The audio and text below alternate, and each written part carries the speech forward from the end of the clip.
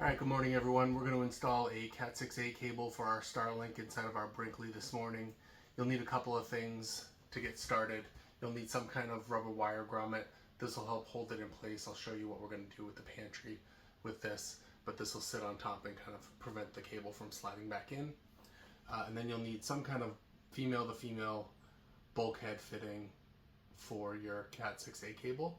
This we're going to install on the wet base side, and we'll show that after. I had a couple options for the router itself. The Brinkley 3110 has this little cubby. We use it for miscellaneous stuff. There's not usually a lot up there. I liked that the router could kind of tuck all the way in the side here and kind of keep it out of the way, and then I could run my cables behind it into the pantry. The one downside I thought of was if this ever changes and I need to upgrade, or if I want to bypass it and use my own router and it's bigger, it's not going to fit here. So I kind of decided against this. What I'm going to do is run everything into the pantry, and then I'm going to run it to the top. So above the cabinets, there's a pretty decent gap. I can put all of my stuff there. So if I want to upgrade and add a pep wave or anything like that, I can do it all and they can sit up there and be out of the way. This will give me the option to be able to disconnect things and reconnect things inside the camper. If there's bad weather, I just don't want to go outside, I just need to reboot or something, I can do it right here and not have to go very far away. The nice thing about the pantry, you can see it right here, they've added a plug. I believe this is more for like a coffee maker. That's kind of what their intent was. I'm going to use it to power the router, and then I'm going to run my cables up the side all the way up, and I'm going to poke a hole at the top. So we can get started. We'll need a hole saw, so you'll need a 1-inch hole saw for this guy, and then you'll need probably like a 7/8. A 1-inch will work. It'll just be a little loose, but it doesn't matter because you can put your cable through here, so it's not going to slide around. 1-inch will still cover the lip. So 1-inch, if that's all you have. 7/8 is a little better. It'll be a little tighter. And then a 1-inch for this guy that we're going to install on the wet base side. So let's get started. Alright, so I've determined I want to install mine to the right of this GFI unit. So I've already unscrewed this. This is one of those kind of old work contraptions that will just screw tight. So I've unscrewed it. I've unscrewed the base plate. And I'm going to put it here. That's just so I can get my fingers in there to tighten up the nut behind it. The reason I put it here is because my plan is to eventually run 2 separate Starlink wires through the bottom here. I've got a connection here I can run my hose through. I may run it through there. I may do a second smaller hole there for the 2 cables, but I'm going to run one all the way to the back and up the ladder for a mount there, and then I'll run one to the front. That way, in case I have any obstructions, I can use either side of the RV, and then in a pinch I can use this directly with a larger cable and go right out the hose connection if I need to run it into a field because I have too many obstructions front and back. So that's my plan. The nice thing is right behind here is the access to the furnace, and if you take the first shelf off in the pantry of the 3110 and probably the 2900 and the 3100, you're gonna have access to that. So it's very easy to route my cable.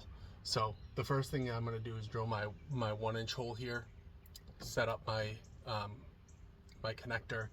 I've got my 15-foot cable. You can probably get away with a 10-foot cable. I haven't fully measured it yet, but I'm gonna run up top and I wanna be able to move it around a little bit, so I got a 15-foot. So we'll throw that in behind there, and then we'll go inside and run it up above the cabinets.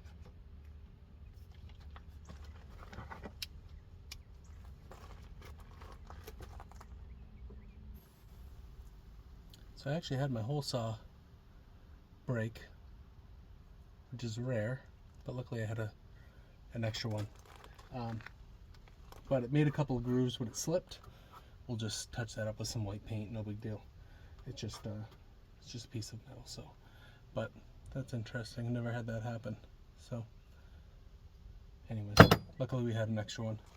Let's get our bulkhead connector in there, and then we'll be ready to run our wire. Actually, what I'm going to do is sneak all this through.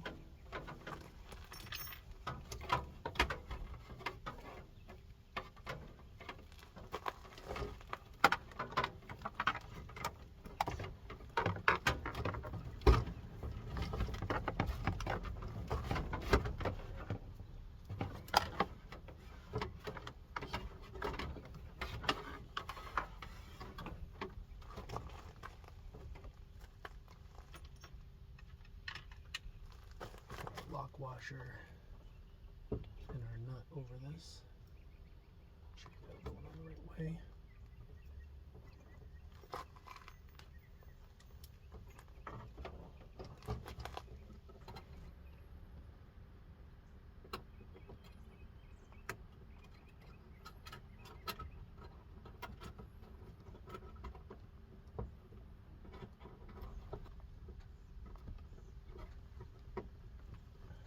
There we go.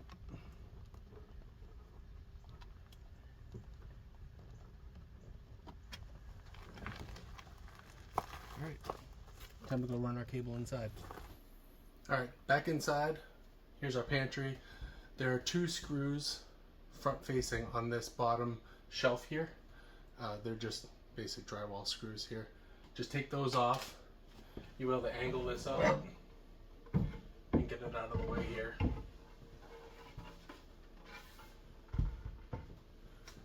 And now you can see we have access to the whole furnace area. Let's see if we can get it low enough. And what you'll notice is my cable is already right there, right on top of the furnace, so it's easy for me to grab. There is a gap over here where the shelf goes, so I'm just going to pull the cable up and then I can put the shelf back in and screw it all in. It'll be fine. And then I'll just run it up the side here. Alright, so just be careful when you're doing this. All your furnace wiring is right here. So when you run your cable in, just make sure you're not pinching it somehow or going to pull on it. If someone does need to pull the furnace out and work on it for any reason, you don't want to be caught somewhere where this cable is going to start pulling on it and cause some extra damage. So just make sure it's out of the way. Mine is going to end up being over here, but I did make sure it's out of the way of the wiring here. I'm going to leave enough slack there so that it can move in and out if the furnace does need servicing.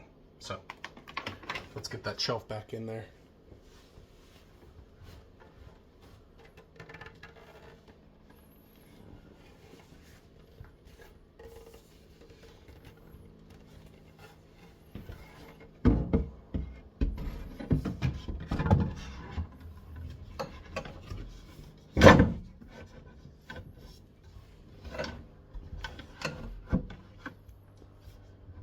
So you can see there's plenty of room there on that side. I am going to use some cable clips to put back here. This is just where the LED lighting strip is. So I'm going to put it back there so you kind of can't see it, and I'll run it all the way up to the top.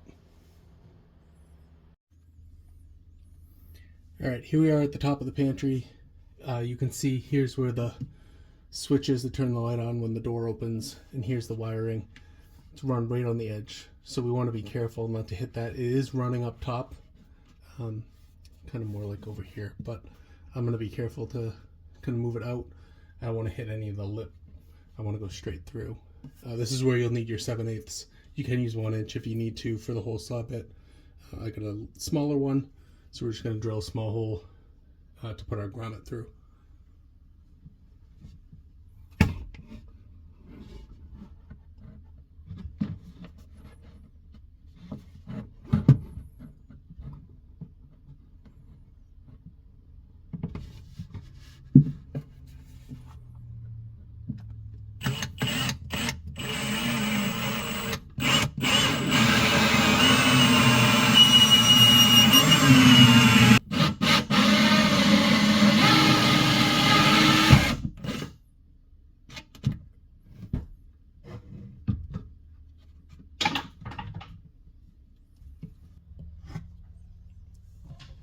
So I'm going to snake my cable up through.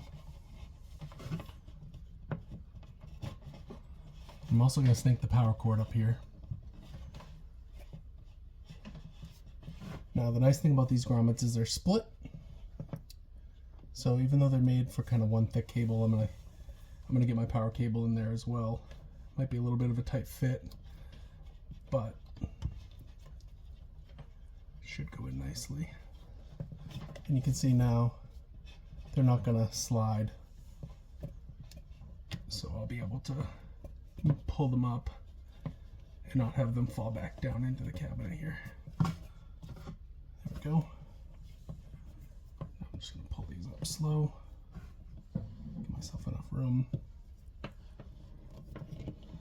Now I will have plenty with the Cat6 cable because I got a 15 footer.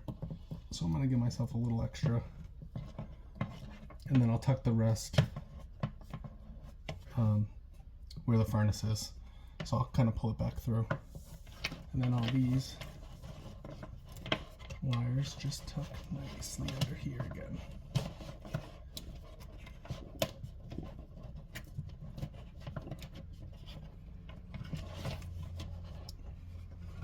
Get those out of the way. Now we're good to put our router up here. We can finish up and clean up. Alright, so if you do want to clean it up a bit and have this kind of the wire tucked out of the way, these cable clamps are really nice. They've got adhesive on the back and they're actually like spring loaded here.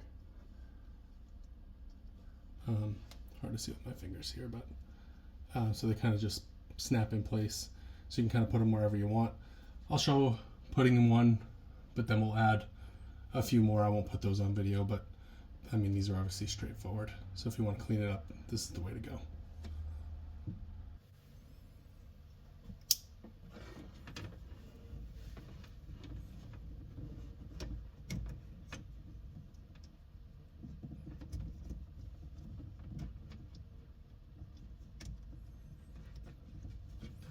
Both wires won't fit in there, so I'll have to use multiples, but then we'll keep it away from the LED light a little bit so it doesn't block any of that. And just push it in place. We'll give it a good 10 seconds. Right. It's good. That's going to keep it out of the way. And it doesn't look like I'm going to need all that many because that's kind of pushing it even from the top. So I'll probably add 2 more, add a couple to the small power wire, and we'll be done.